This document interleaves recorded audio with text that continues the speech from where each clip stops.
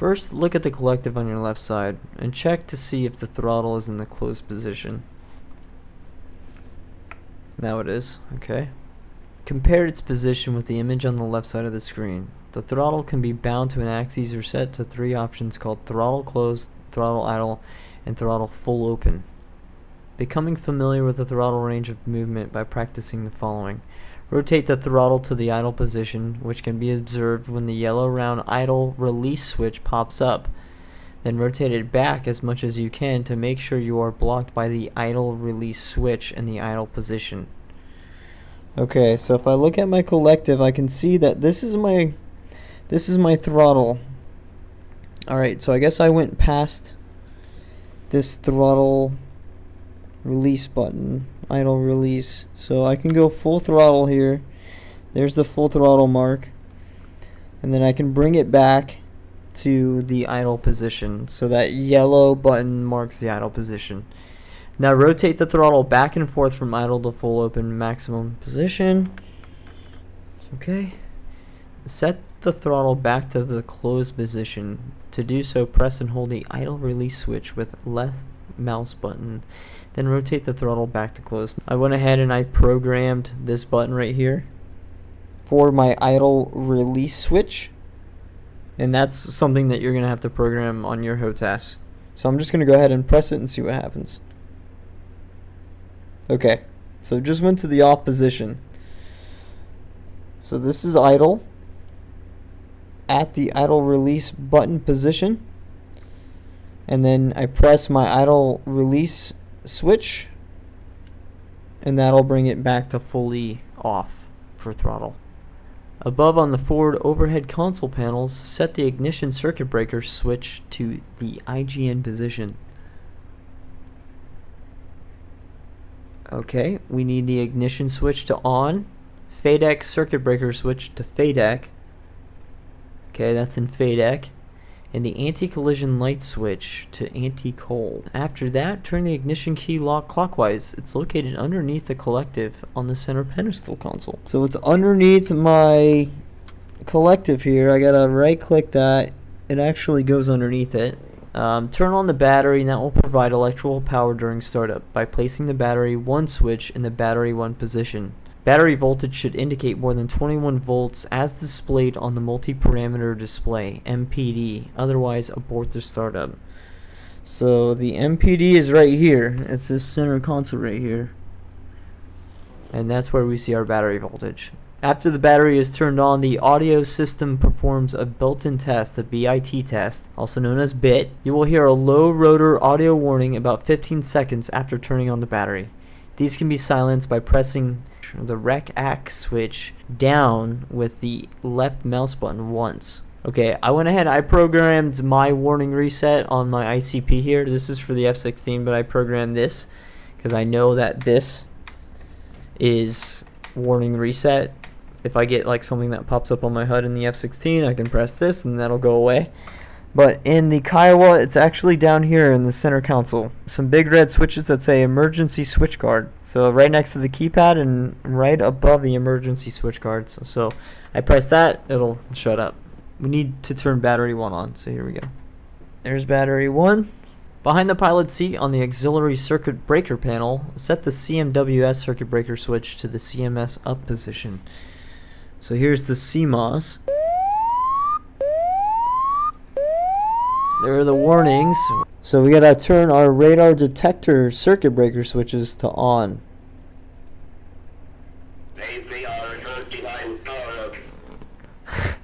There's that voice.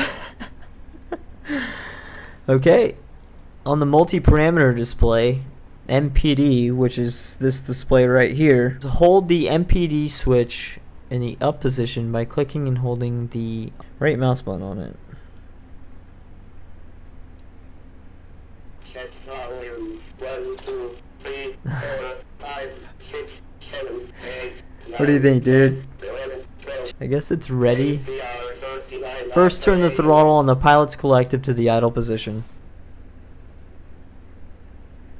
Idle position. There we go. The throttle is in the engine idle detent when the red mark on the throttle twist grip is lined up with the middle of the engine idle release button. Then hold the start switch located on the pilot's collective in the on position for at least 2 seconds. So I have that programmed to the top of my collective here. I'm just going to hold this button down and it's going to turn it on. Okay, we can hear the engines kicking on. So we're getting all of our engine warnings. And let me reset. Wait for the engine to settle at idle power, which is when the NG is between 63 to 65%. If NG is above 65%, check that the throttle is in the idle position. Just rotate it back until it's blocked by the idle release button. So yeah, that's set right. On the forward overhead console, set the DC gen switch to the DC gen position with the right mouse button. So after the engines are started, we need to set the DC gen to on. And we need the AC generator switch to on. Then we need the essential bus run start switch to on. And then we need our fuel boost switch to on. On the center console post circuit breaker panel, set the part sep circuit breaker to the end position. Set the IFF switch to the up position with the right mouse button. There we go. On the MPD, press and release the bit switch to the down position with left mouse button to clear the faults.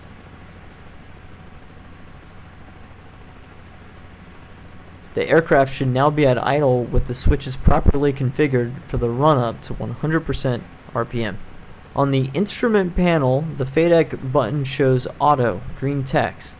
This will prevent uncontrollable rotor overspeed and damage to the drivetrain components while on the ground. Rotate the throttle smoothly and steadily to the full open position.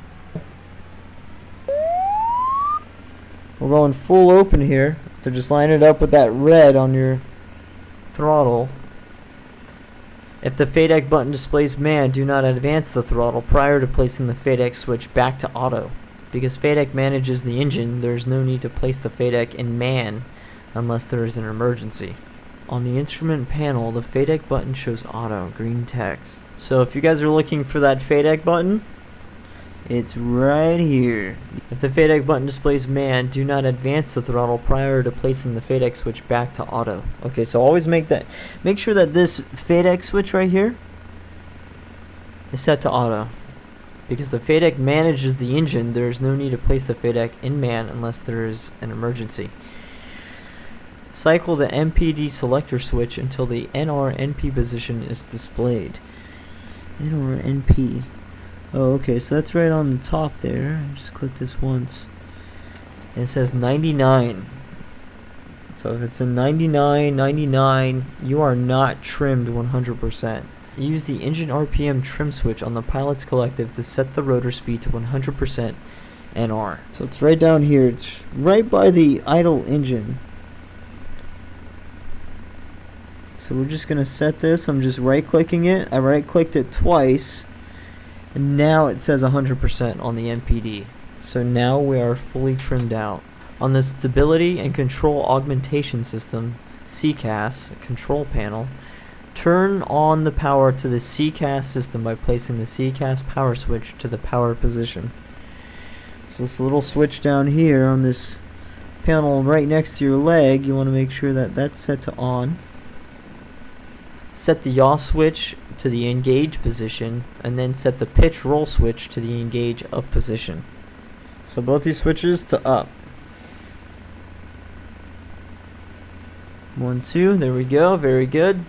Check whether any caution or advisory messages are displayed on the MFD. So it says no cautions or advisories. Looks like we're good. At this point of the startup, only nav not aligned may be displayed, meaning that navigation is still aligning, which takes around 4 minutes. Just wait for it to finish and the message disappears.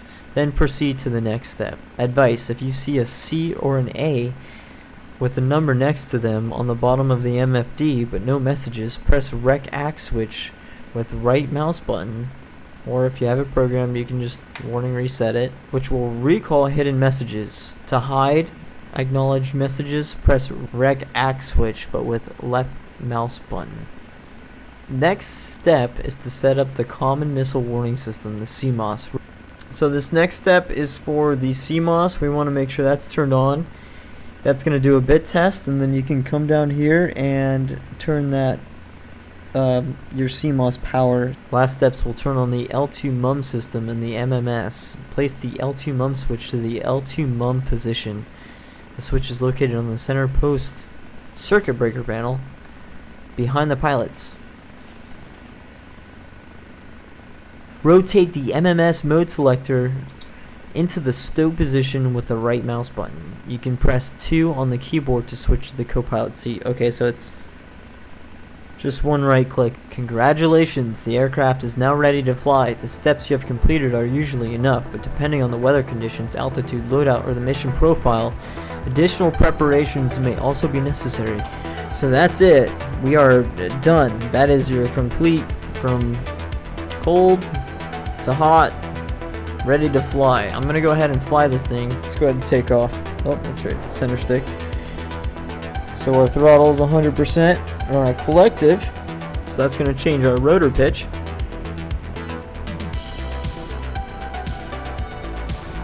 It's gonna give us some thrust. So your rotors are actually laid out flat when your collective is all the way down, and then whenever you pull it up, they turn like fan blades and push air downwards.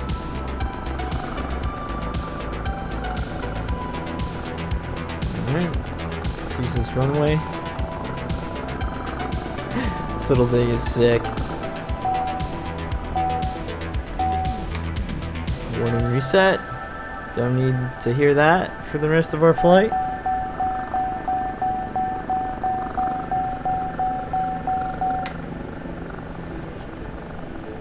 Warning reset again. Definitely need to program that, guys.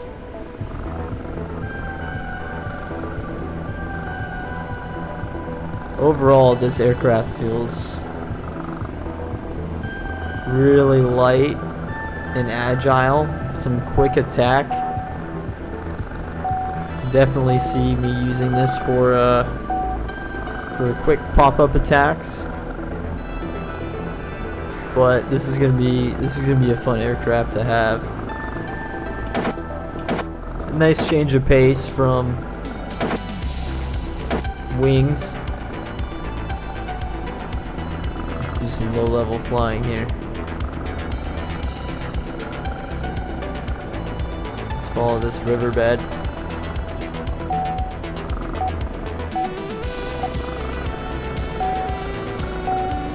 Yeah, this is a fun little helicopter. Ooh, I see a bridge. Let's fly underneath it. Yeah, piece of cake. Let's do a rooftop landing. Let's see if we can land this on top of one of these buildings. Let's try and land it on top. You know, I think my rotors might actually hit the top of that, but let me try and land on that. Yeah, we need a flat roof.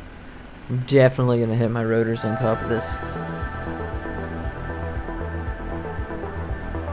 Alright, let's find a flatter roof here. This roof right here, we're gonna try and land on top of. First landing in the KIOWA.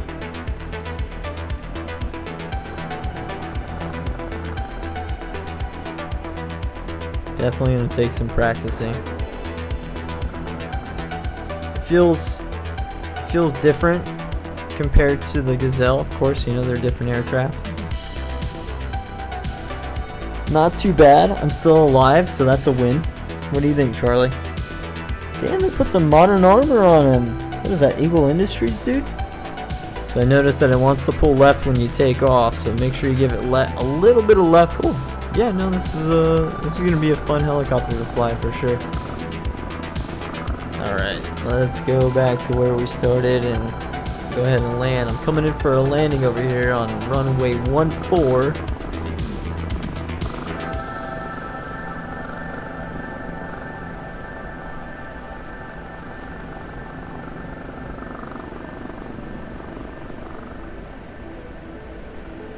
Bring my collective down and just level out here.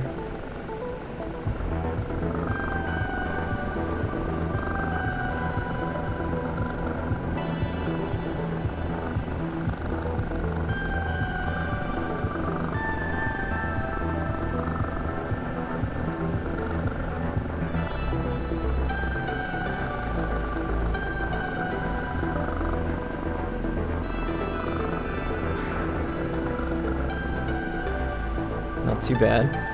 Alright, this is going to be the tricky part, landing back in the spot we took off from.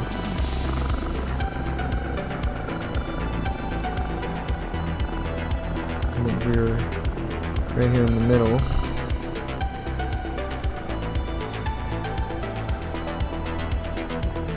There we go.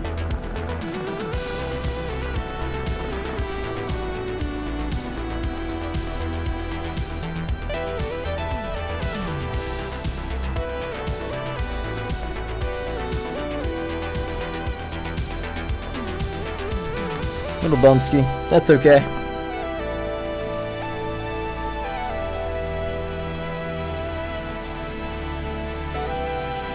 Yeah, we're gonna have some fun with this, guys. Alright, see you on the next one.